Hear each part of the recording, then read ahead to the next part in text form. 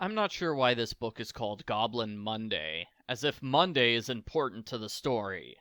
The word Monday is used once in the book. The story easily could have happened any other day of the week. Argo Font Book Review, Argo Font Book Review. Our narrator is 12-year-old Mario Galagos from Florida. He's excited to see snow for the first time as he's going on a winter vacation with his friends Todd and Jewel Sims. He brings a leaf blower with him so he can make cool snow sculptures. The vacation is with the Sims' grandparents, who are short, strange, and lovable. Grandma MomMom constantly makes Snoo? What's new? I don't know. What's new with you guys?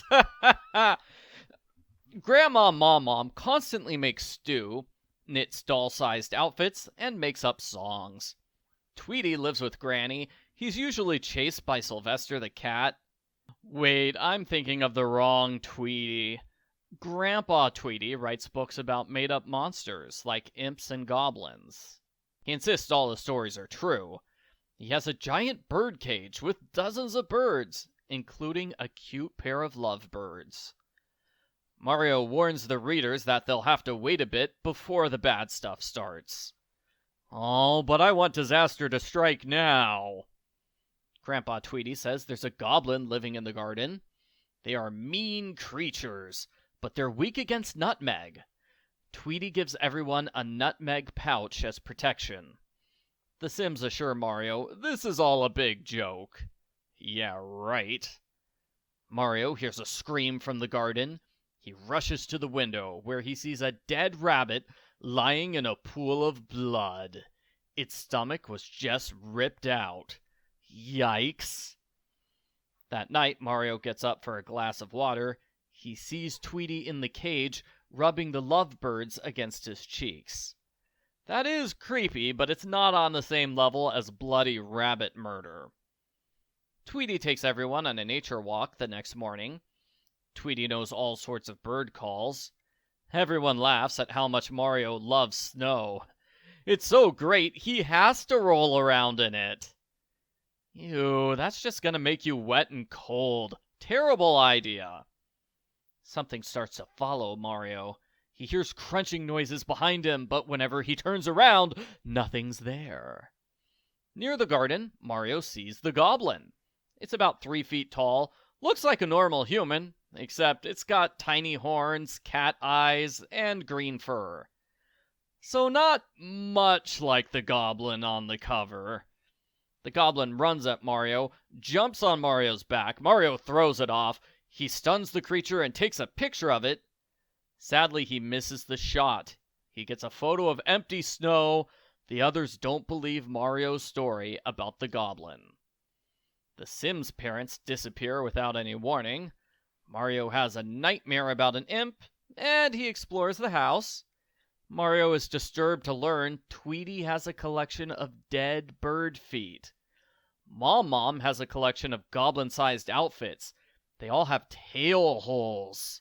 She claims they were supposed to be normal clothes, but she had to make them small because she ran out of wool. Tweety has a photo album filled with pictures of goblins. He says it's just fan art he received after writing a magical creatures book. In case you can't tell, Tweety and MomMom are suspicious and working with the goblins. This is where part 2 starts. Honestly, there's no reason to split up the book into 2 parts, except to make it easier on the readers who skip ahead to page 80, because that's when the scary stuff starts. Mario gets up early the next morning. He secretly follows Grandpa Tweety on the nature walk. Tweety uses bird calls to get a bird to land on his hand. He violently eats the bird in one gulp. Then he visits the garden to give one of MomMom's outfits to the goblin. Mario gets a picture of the goblin this time, but the goblin hears the camera. The goblin attacks Mario and destroys the camera with a rock.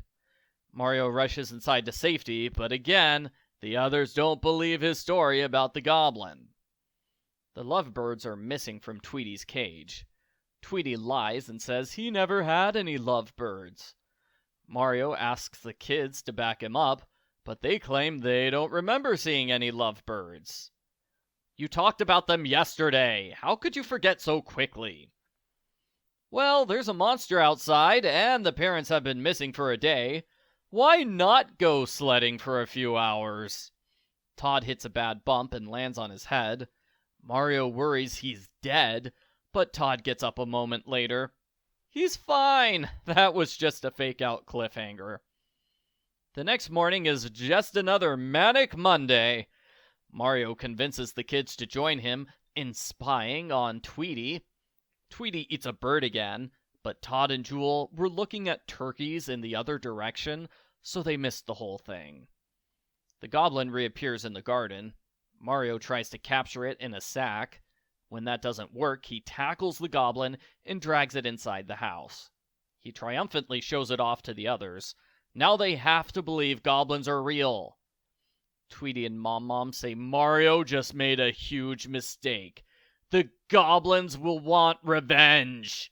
5 other goblins violently break into the house to rescue the captive goblin. They form a circle around the kids. The grandparents don't help because they're goblins too. They transform into howling goblin mode. They scream, "Yeah, yeah, yeah!"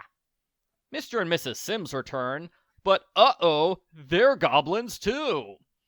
Mario tries using his protective nutmeg pouch, but it doesn't work. Tweety explains he gave Mario a fake nutmeg pouch as a joke. Sounds like he's more of a troll than a goblin. The goblins try to lock the kids in the giant cage. Mario rushes out, and he gets his trusty leaf blower. It's actually a nutmeg leaf blower specifically designed to stop goblins. You see, Mario is secretly a government agent who's been trained to find and capture goblins. What? The goblins kick Mario's butt for the entire book, but here at the end, he's an official goblin hunter? This kid is bad at his job. I find it funny that Mario's a little stuck after defeating the goblins. He can't capture all of the goblins because one of the adults needs to drive him home. This is why the government doesn't use kids as secret agents. Also, why can't one of the other goblin hunters give Mario a ride home? They're coming to the house to pick up the captured goblins anyway. Mr. and Mrs. Sims drive everyone back home. In the ending twist, Todd and Jewel reveal they're goblins too. Well, of course they are. They have goblin grandparents and goblin parents. Why did Mario assume they're normal humans? The end. Post-book follow-up. I didn't like this book as much as the previous one. There are too many subplots which didn't go anywhere, like Todd getting a severe concussion, or the lovebirds disappearing, 2 chapters about an imp, and a gremlin chapter. It felt like some of those stories were going to get a payoff at the end, but they didn't. I'm not sure the story makes sense in light of the ending where everyone was a goblin all along. They made some pretty terrible choices for people who want to hide the existence of goblins. Of course, Mario made bad choices if he was a secret goblin hunter all along, so I guess it all balances out. In my previous review, I said these books are 150 pages, which is longer than the original Goosebumps series.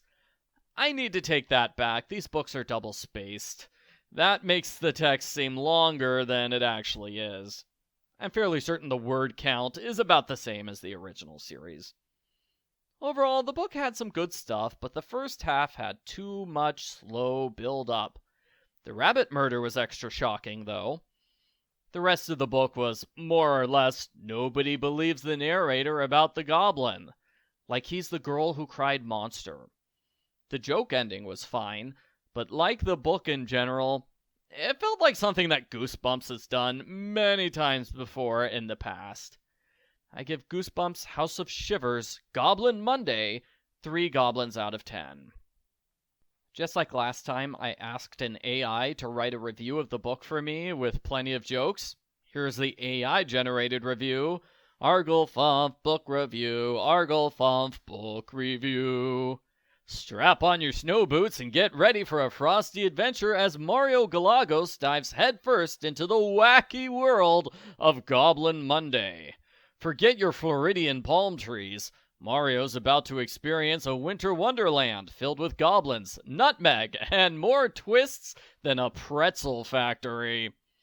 Our Floridian hero, Mario, takes a leap of faith into the unknown as he travels to Vermont, armed with a leaf blower and a burning desire to make snow sculptures. Little does he know, he's about to sculpt a masterpiece of goblin-infested chaos. Move over, Frosty. There's a new sheriff in town, and his name is Mario, Goblin Hunter Extraordinaire. The story unfolds like a snowball rolling downhill, gaining momentum and picking up unexpected surprises along the way. Grandpa Tweety, the bird call maestro and best-selling author, spins yarns about goblins, imps, and creatures that probably leave Santa questioning his life choices. The skepticism oozes thicker than maple syrup, until Mario's camera lens captures a green critter that makes Bigfoot look like a cute neighborhood raccoon. Much like navigating a corn maze, Mario stumbles upon quirky details that rival Grandma Alba's love for singing. Bird feet in the memory room? That's a new level of avian nostalgia. But don't worry, it's not all creepy.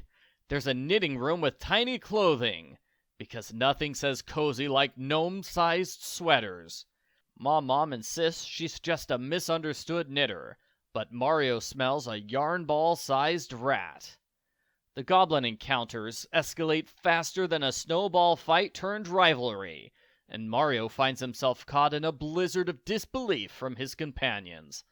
Todd and Jewel, the skeptical siblings, dismiss Mario's findings with an enthusiasm rivaling a snowman in a heat wave. They're more interested in turkeys than goblins, a choice that'll leave them gobbling up regret later.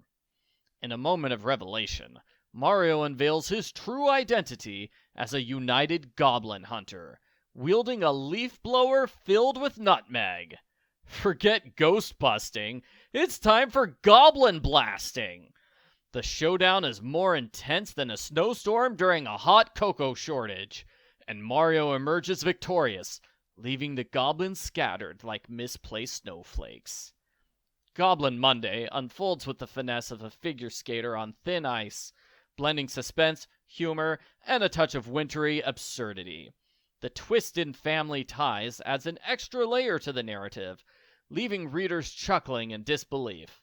From goblin-infested closets to there were no goblin-infested closets! Where's the review getting that from? Whatever. From goblin-infested closets to leaf blower heroics, this book delivers more surprises than a Jack-in-the-Box at a winter carnival. In the grand tradition of Goosebumps, Goblin Monday takes readers on a roller coaster of chills and laughs. So grab your mittens, a cup of cocoa, and settle in for a snowy escapade that's part Winter Wonderland, part Goblin Grandstand. I give Goblin Monday 10 nutmeg-filled leaf blowers out of 10. A chilly triumph in the frozen landscape of Goosebumps. Arglefump out!